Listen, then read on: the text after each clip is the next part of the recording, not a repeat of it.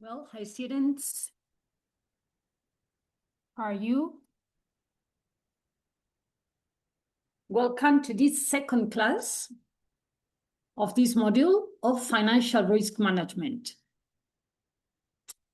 My interaction, as last week, will last approximately about 1 hour.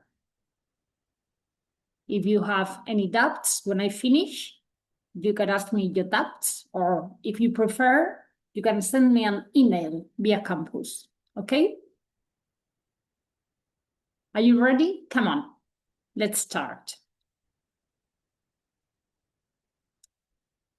Well, in our last class, last week, we finished talking about value at risk.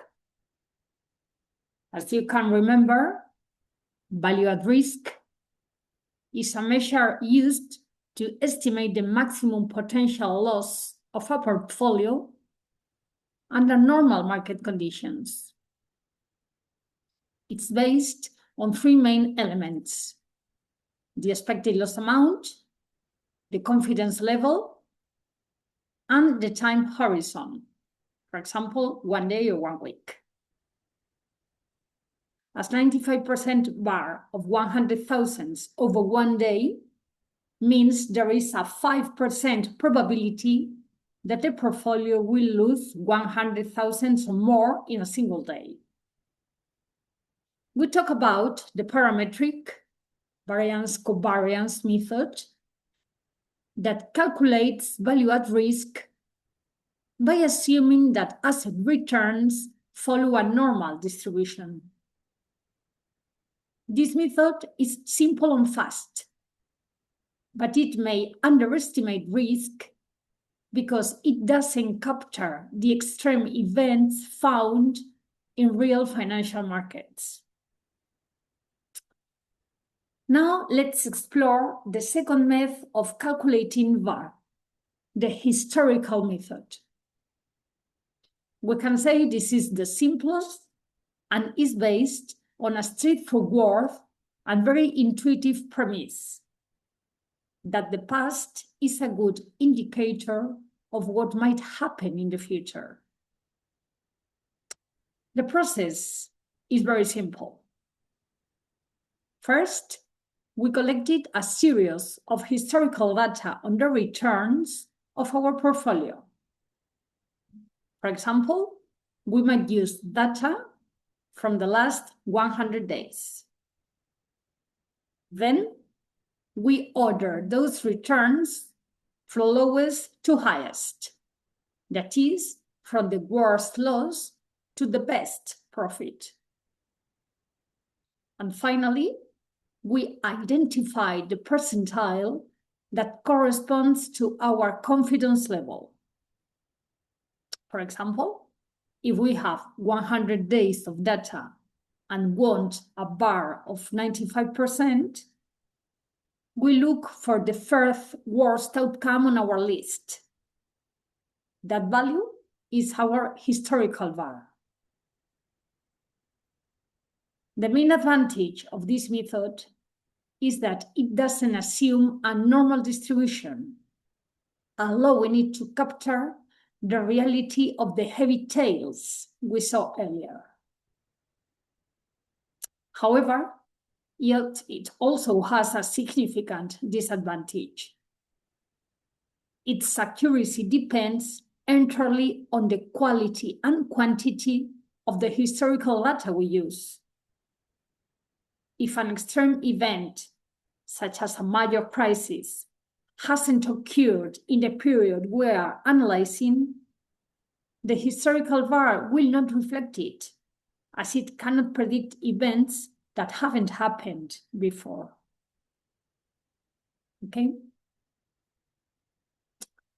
We have seen the parametric method, which assumes normality, and the historical method, which is based on past data.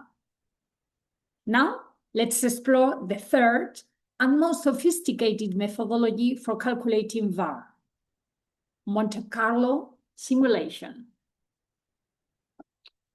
Well, Monte Carlo simulation is a non-parametric method that allows us to go beyond the past.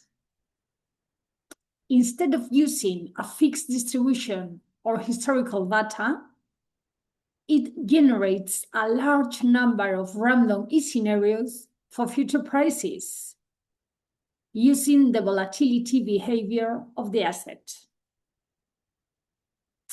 The process is like a recipe with several steps. First, we define a mathematical model that describes how we expect the asset's prices to move in the future.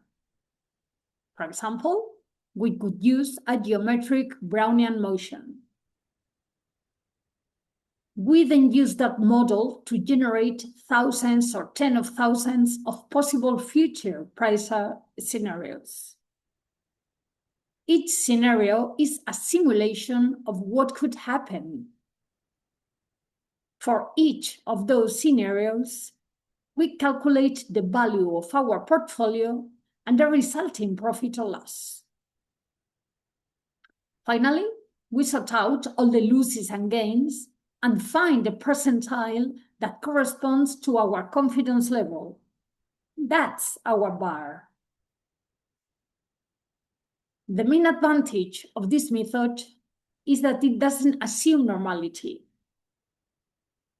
This means you can capture the reality of heavy tails and model assets that have more complex behavior. However, its main disadvantage is that it requires high computational capacity, a lot of time to run. In addition, its accuracy depends on two crucial factors: the number of simulated scenarios and the quality of the mathematical model we use to generate prices. If the model is incorrect, the simulation result will not be reliable. Okay?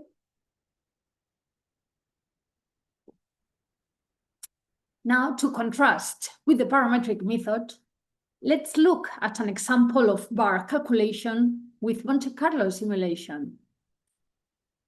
We will use the same investor and the same portfolio.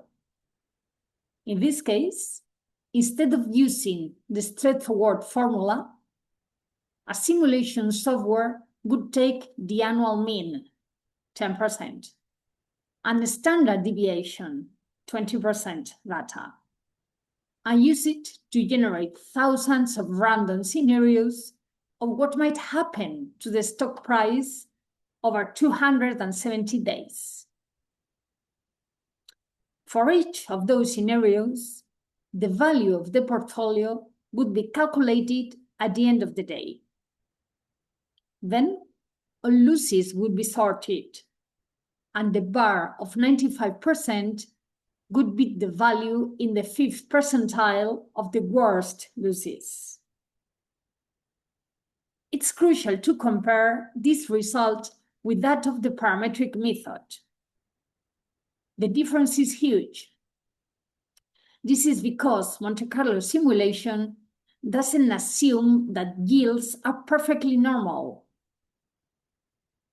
In this example, the underlying model may have captured the possibility of extreme events or heavy tails that the parametric method simply ignores, resulting in a much more realistic and conservative risk estimate.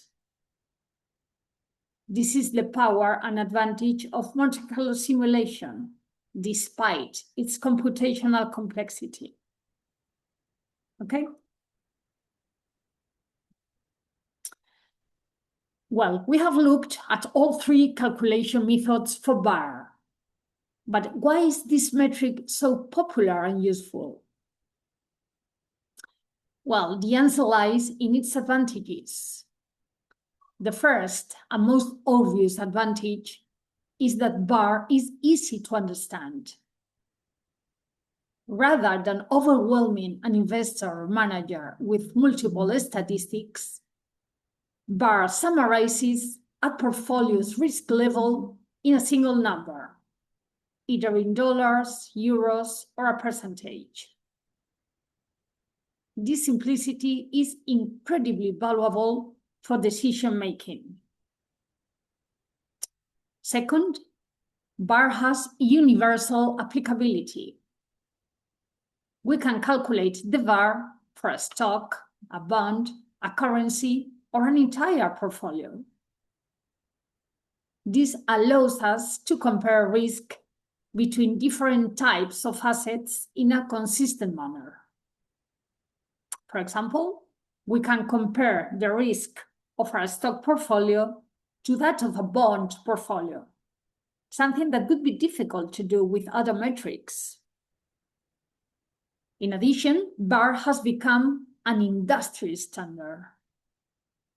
It's a metric that regulators and market participants understand and embrace.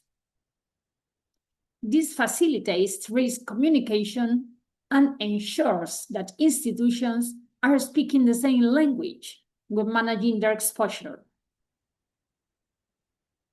Finally, VaR is very useful because it can consider correlations between assets in a portfolio. When we build a portfolio, total risk is not the simple sum of individual risks. VaR takes this into account, allowing us to measure portfolio risk as a whole, reflecting the benefit of diversification. Okay? Well, we've seen that VaR is a powerful and popular tool, but like any tool, it has its own limitations. It's essential to understand them so as not to underestimate the real risk. The most important limitation of VaR is that it doesn't measure the magnitude of extreme losses. VaR only tells us where the loss starts at the tail of the distribution, but it doesn't tell us how big that loss might be. This is a serious problem, especially in crisis events where losses can far exceed the VaR threshold. Another key limitation is the reliance on data and assumptions. The historical method assumes that the future will behave exactly like the past, which is a very risky assumption. On the other hand, the parametric method is based on the assumption of normality, something that we have already seen is not true in the financial markets, especially in times of stress. This can lead to a false sense of security. In addition, VaR calculation can be very complex for large and diverse portfolios, as it requires estimating multiple correlations. This complexity, coupled with different methodologies, can lead to varying results, which can be confusing for managers. Finally, VaR has a fundamental mathematical problem. It's not always a coherent measure. In theory, the risk of a diversified portfolio should be less than the sum of the individual risks of its assets. However, VaR doesn't always meet this subjectivity property, which can lead to conflicting conclusions in risk management.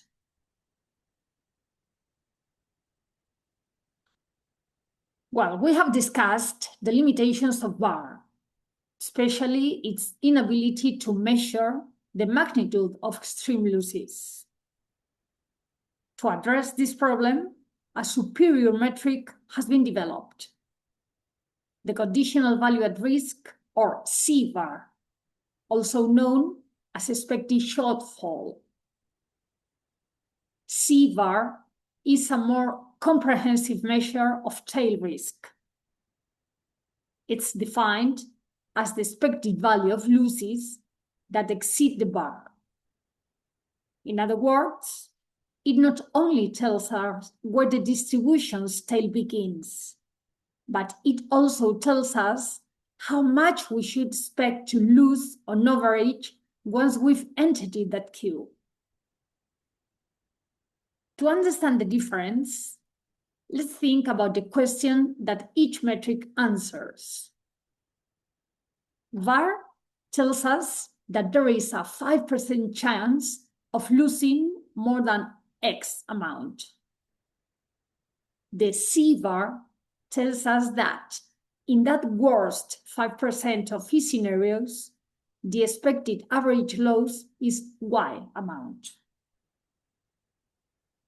The C-VAR is therefore a much more informative and conservative measure for risk managers. By quantifying Q risk, it provides us with a more realistic picture of exposure to extreme events. This makes an invaluable tool in portfolio management and optimization. And that's why it's gaining traction at the regulatory level. In fact, the Basel Committee is replacing VAR with C-VAR for the calculation of capital by market risk, a move that underscores the importance of this metric. Okay? Well, one of the biggest reasons C-VAR is outperforming VAR is because it's a consistent measure of risk. But what does that mean exactly? A coherent measure of risk must satisfy a set of 4 mathematical properties that make intuitive and financial sense. Which are these 4 mathematical properties? Well, the first one is monotonicity. It's simple. If one portfolio has worse returns than another, your measure of risk should be higher. Simple. The second one is positive homogeneity. If I double the size of my investment, the risk should also double. The third one, invariance to translation. If I add risk-free capital to my portfolio, such as treasuries, for example, the risk of my position should be reduced by that same amount. And the fourth and most crucial is subadivity. This property is what captures the benefit of diversification. It says that the risk of a combined portfolio should be less than or equal to the sum of the risks of its individual components. In other words, diversification works. The fundamental problem with VAR is that it doesn't always comply with subadivity. This can lead to the mistaken conclusion that combining assets increases risk, which goes against the basic principle of diversification.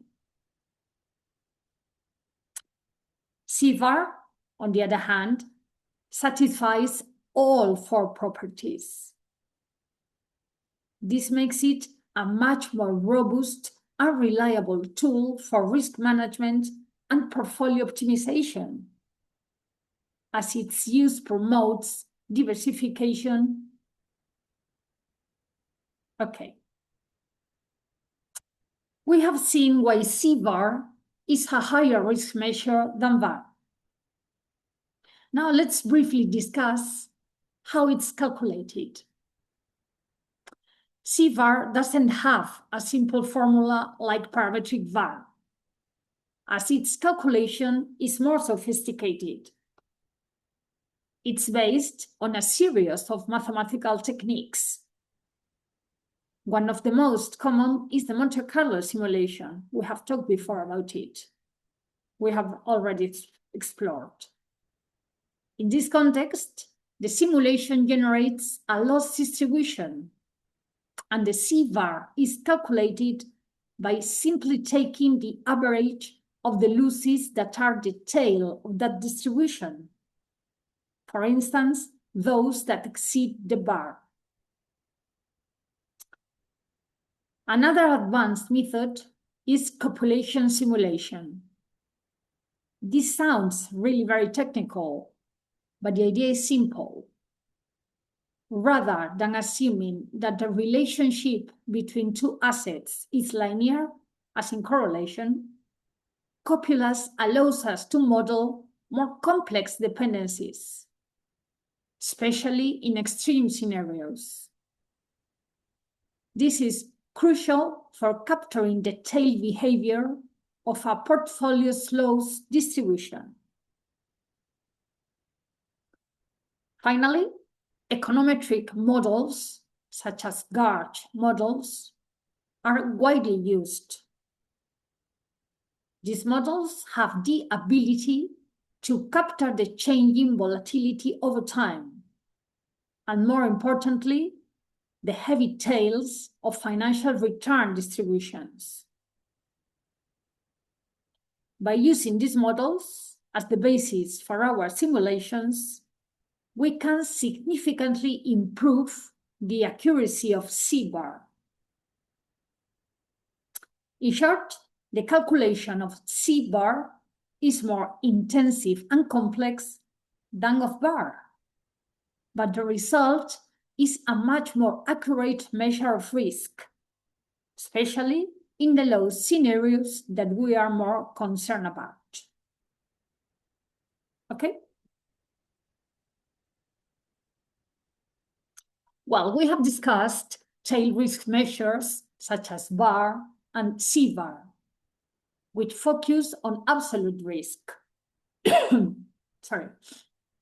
Now let's introduce a different metric, the beta coefficient, which measures a very specific type of risk, systematic risk. To understand beta, we must first break down the total risk of an asset in two parts: unsystematic risk and systematic risk. Unsystematic risk is the risk specific to a company or industry. Think of a management problem, a labor strike, or a new competitor. This type of risk is diversifiable. In theory, if we buy enough shares of different companies in different sectors, these specific risks cancel each other out. Systematic risk, on the other hand, is the risk of the market as a whole. We are talking about a recession, an increase in interest rates, or a geopolitical crisis. These events affect all businesses and cannot be dilated through diversification. The financial theory is clear. Investors are only rewarded through higher returns for taking systematic risk, as unsystematic risk can be eliminated with a well-diversified portfolio. This is where the beta coefficient comes in. Beta is a measure that focuses exclusively on systematic risk. It tells us how volatile an asset is relative to the broader market. It's, therefore, a fundamental measure in portfolio management and valuation of actives.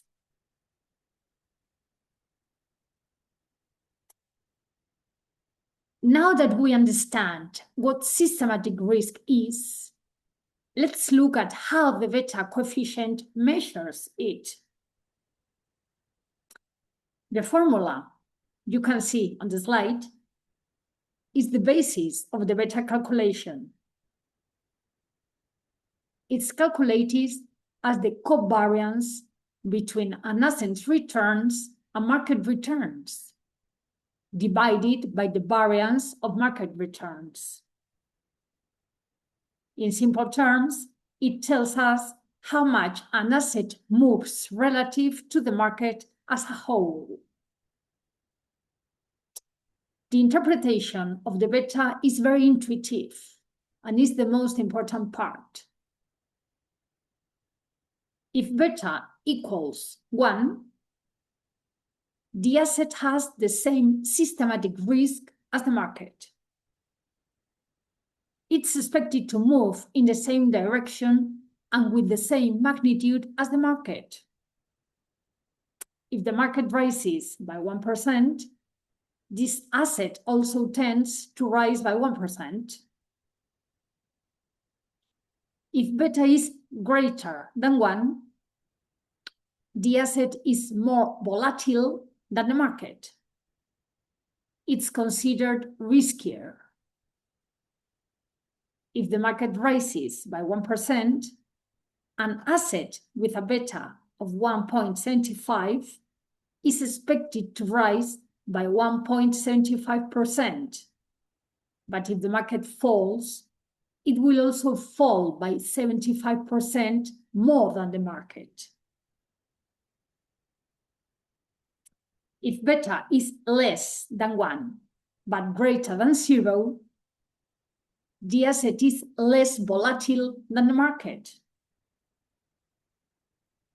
He's a more defensive asset. If the market rises by 1%, an asset with a beta of 0.7 will rise by only 0.7%. But if the market falls, your loss will also be smaller. And finally, if beta is less than 0, a negative beta, the asset moves in the opposite direction of the market. This is strange, but it can happen with assets such as gold, for example, which are often used as a safe haven in times of economic uncertainty. Well, we have to say that it's crucial to remember that the beta is a retrospective measure based on past data and doesn't guarantee future results. In addition, its value depends on the market index used for comparison. In the next session, we'll explore other risk measurement tools. Okay? Well, we have seen how beta measures systematic risk. Now, let's look at its most important application in financial theory, the financial asset valuation model. It's also known as CAPM. Well, the CAPM is a fundamental model that establishes a direct relationship between the systematic risk of an asset and its expected return. The idea is simple.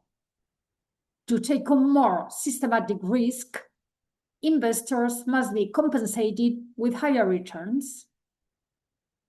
The formula you see on the slide is the heart of the CAPM. ERI is the return we expect to obtain from the asset.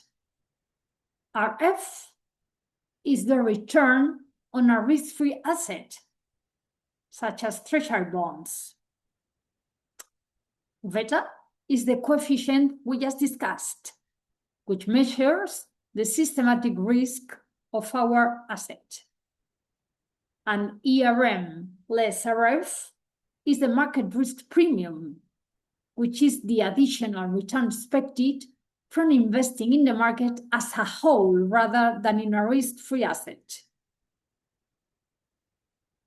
The CAPM tells us that if the beta of an asset is greater than 1, the expected return will be higher than that of the market. And if it's less than 1, the expected return will be lower. Despite being a simplified model, CAPM is still widely used by business managers for a crucial purpose: estimating the cost of capital, which is the return that the company must generate to satisfy its investors. This demonstrates the practical importance of the beta coefficient in the world of corporate finance.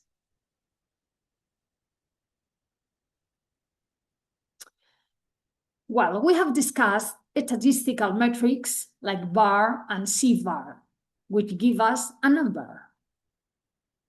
Now, let's explore tools that allow us to go beyond the numbers and simulate scenarios to understand the resilience of our portfolio. These tools are sensitivity analysis and stress testing. Sensitivity analysis is a prognostic tool.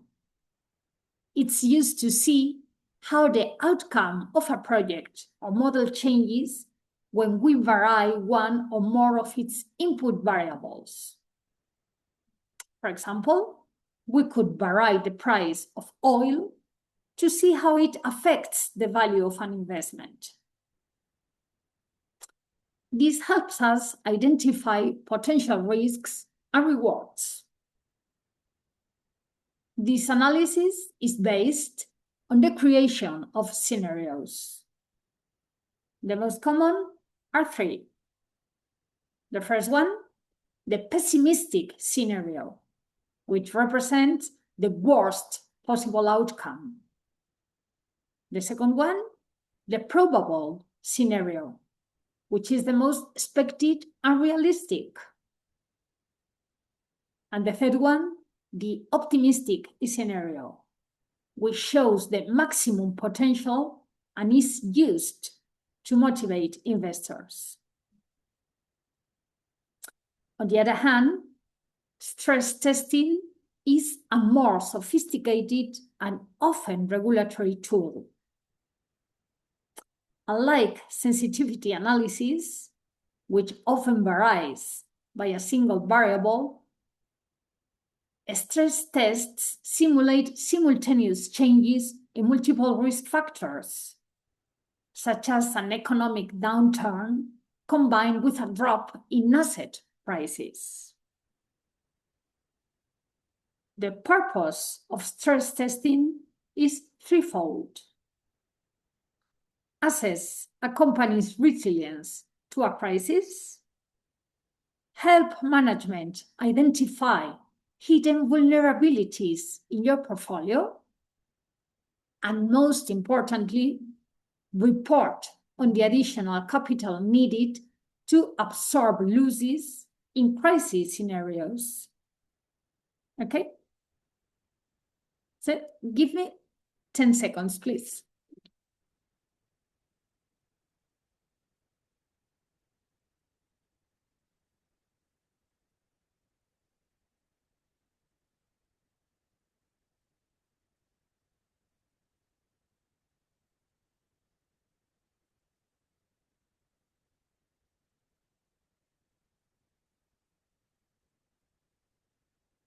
Well, we have seen that sensitivity analysis and stress testing are powerful tools for simulating scenarios. Now, let's summarize why they are so useful in financial risk management. First of all, these tools allow us to anticipate and mitigate risks proactively. Instead of reacting to losses, we can use this analysis to adjust the composition of our portfolio or implement hedging strategies before a crisis materializes. Second, they provide key strategic insight for decision-making. By simulating different scenarios, we can optimize our investments in changing market conditions and ensure that our decisions are aligned with the level of risk the company is willing to take. They are also critical for identifying vulnerabilities. They give us a much broader understanding of how our portfolio performs under different conditions, revealing hidden risks that unique metrics like VaR can't show. For the banking and financial sector, stress testing is crucial for capital and contingency planning. They allow banks to set their risk tolerance, develop plans to limit losses, and prepare a plan B in the event of a crisis. Finally, these tools foster resilience. A company that uses this analysis not only minimizes its risks, but also develops a more flexible and adaptable investment strategy, allowing it to respond quickly to unexpected events in the market. Okay? Well, we have discussed the risk measures of individual and portfolio assets. But to build a truly efficient portfolio, we need to understand how assets relate to each other. For that, we use covariance and correlation coefficient. First, covariance measures the direction in which two assets move together. The formula you see on the slide is the basis of the calculation. It's calculated by multiplying the deviations of each asset from its average.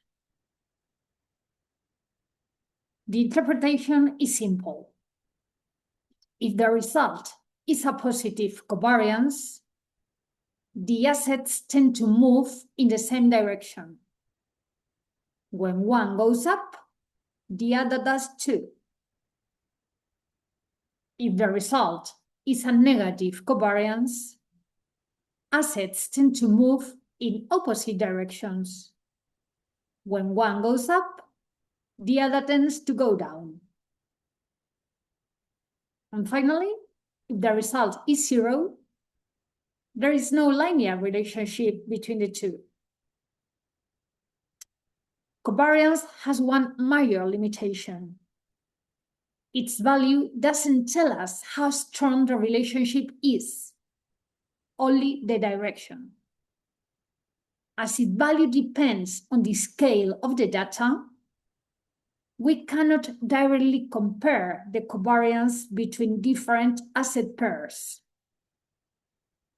For that, we need a standardized measure, which is the correlation coefficient. Well, we have seen that covariance gives us the direction of the relationship, but it doesn't allow us to compare the strength of that relationship between different pairs of assets. For that, we use the correlation coefficient, which is the most popular measure in finance for this purpose. The correlation coefficient takes the covariance and standardizes it, dividing it by the product of the standard deviations of the two assets. The standardization is crucial, as the result is a value that is always between -1 and +1. The interpretation of this value is much more intuitive than that of covariance. If the correlation is positive, the assets move in the same direction. A correlation of +1 means that they move in perfect harmony, as a scenario that is rarely seen. If the correlation is negative, assets move in opposite directions. A correlation of >1 means that they move in perfect opposition. And finally, if the correlation is 0, there is no linear relationship between the two assets. In portfolio management, we look for assets with low or negative correlation to achieve effective diversification. By combining assets that don't move together, we can reduce overall portfolio volatility without sacrificing returns. We can say that this is the basis of diversification. Okay?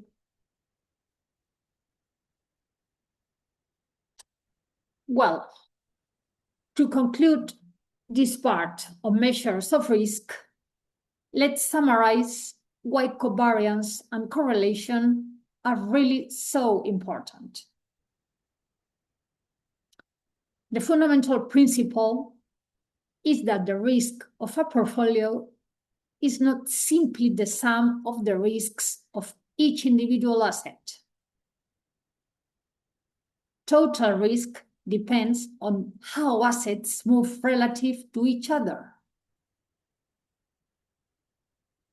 The main benefit of understanding covariance and correlation is risk reduction. Diversification works best when the assets in a portfolio don't fluctuate simultaneously. By combining assets that have a low or negative correlation, we can make the volatility of one asset offset that of another. This reduces the total standard deviation of the portfolio, which means that we are reducing risk without necessarily sacrificing returns. These measures are not just a theoretical concept. In Markowitz's portfolio theory, the variance and covariance matrix is the main tool for building the efficient portfolio, which offers the maximum return for a given level of risk. In short, covariance and correlation are indispensable tools that allow us to go beyond individual asset risks. They help us build more robust and efficient portfolios, optimizing the relationship between risk and return. Okay?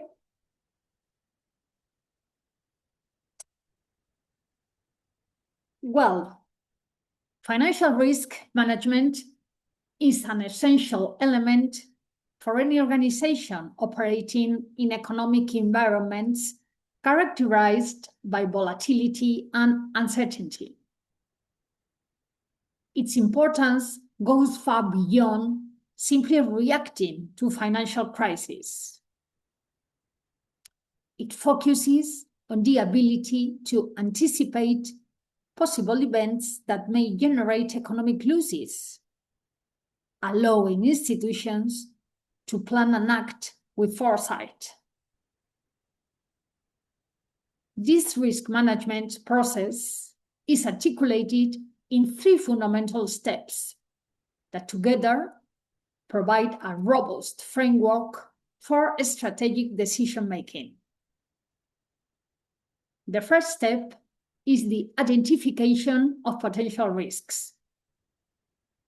This involves a detailed analysis of all sources of risk that may affect the organization whether they are financial, operational, credit, or market in nature. It's an exercise that requires a deep understanding of internal processes, market conditions, and external factors that can influence the company's results. Recognizing these risks early is crucial, as it allows resources to be prioritized and control mechanisms designed before problems materialize. The second step is the evaluation of the impact and probability of occurrence of each identified risk. Not all risks are equally relevant, so it's critical to quantify the magnitude of potential losses and how often they could occur. This assessment makes it possible to differentiate between critical risks and minor risks, establishing a solid basis for decision-making and resource allocation. Methods such as scenario analysis, stress testing, and advanced quantitative modeling are common tools to perform this assessment with an acceptable degree of accuracy. And the third and final step is the mitigation of risks through strategies that reduce their effect if they materialize.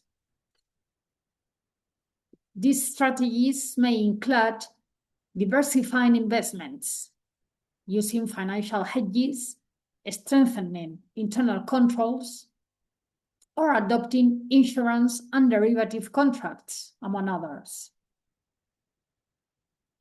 The goal is to decrease exposure to losses and ensure that the organization can maintain its operational and financial stability even under adverse circumstances. By integrating these three steps into a proactive approach, organizations not only reduce market uncertainty, but also improve their adaptability and resilience in the face of unexpected situations. Financial risk management is no longer a reactive activity, but a strategic component of business planning, enabling more informed decisions, efficient allocation of resources, and ultimately greater stability and sustainability in a complex and changing economic environment. Okay? Well, we have to say that financial risk management is not only limited to protecting the organization against economic losses. Its objectives are much broader and more strategic, directly impacting the sustainability and long-term success of the company. One of the main objectives is the reduction of uncertainty. By identifying and anticipating adverse events, the organization can reduce the volatility of its financial results, which provides greater predictability in operational management and strategic decision-making. This predictability is critical to planning investments, allocating resources efficiently, and maintaining stable performance even in changing economic environments. Another key objective is the construction of greater financial stability. By implementing a robust risk management framework, organizations can cement a solid foundation for sustainable growth, minimizing exposure to significant losses and protecting solvency and capital. This stability not only strengthens the company's internal position, but also builds external confidence.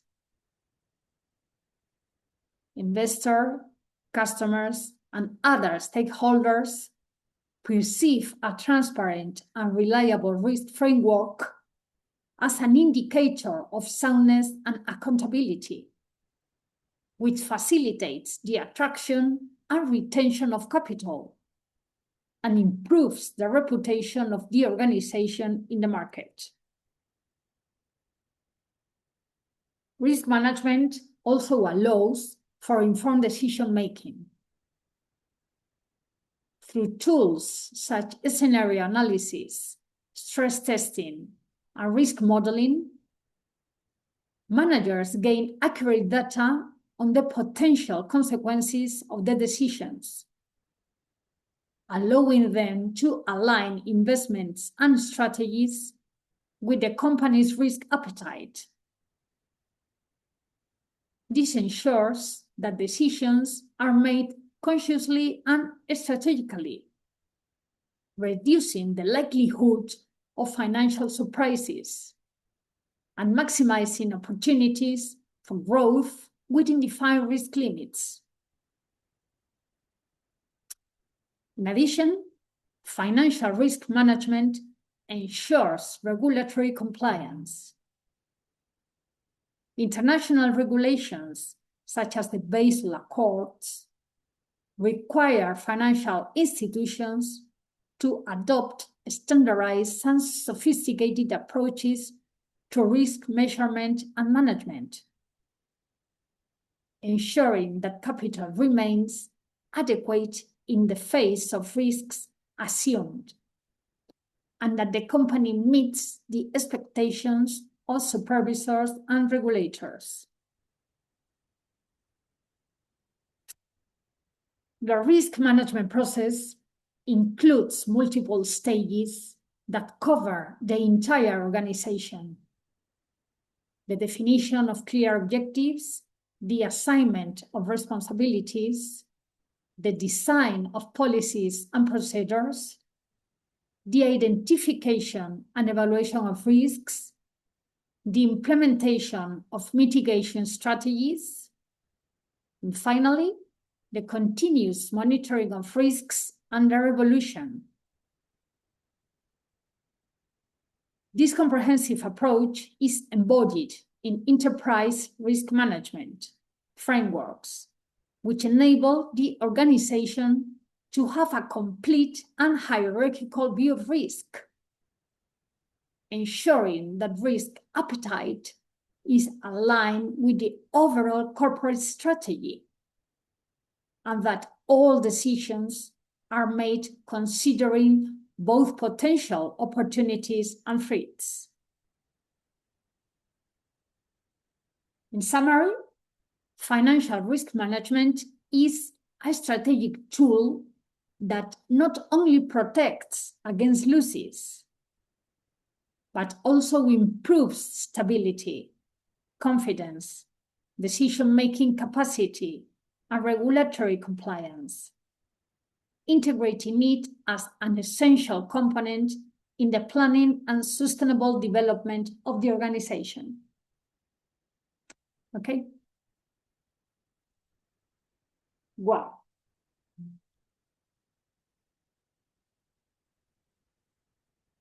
Well, we have already commented previously on the types of risk.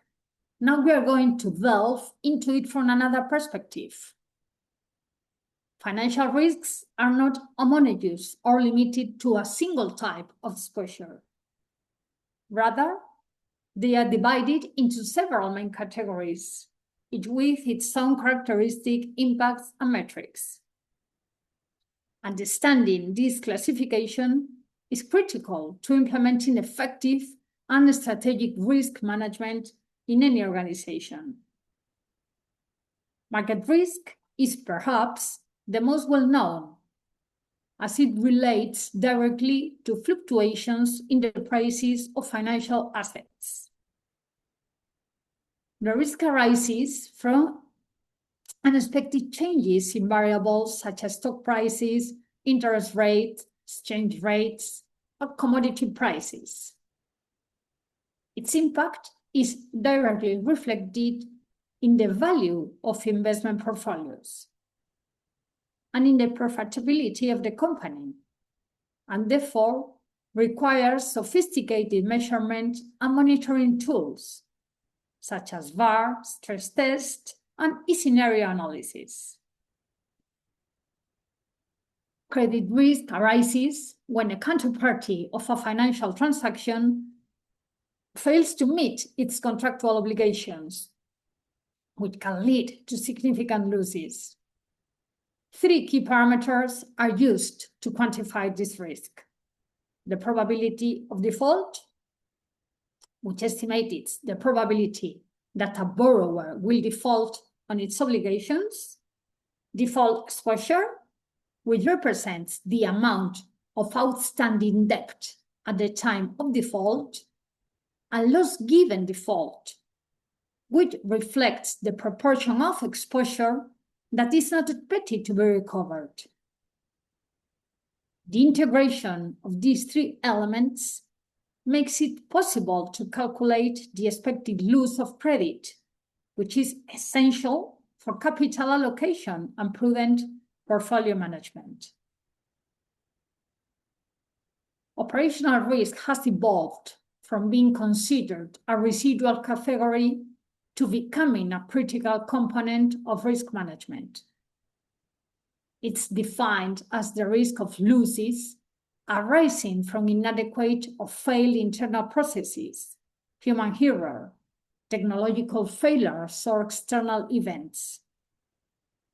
Clear examples include internal or external fraud, administrative errors, technological outages, cyber attacks, and system failures. This category also includes legal risk, but explicitly excludes strategic and reputational risk. The complexity of operational risk lies in its diversity and its ability to generate several losses in unexpected ways, which underscores the need for robust internal control systems and systematic collection of loose data. Okay, well, I'm afraid time is over. So I hope you have really enjoyed this class, and I'll see you next week. Okay? Have a good week, and thank you very much for your attention. Bye.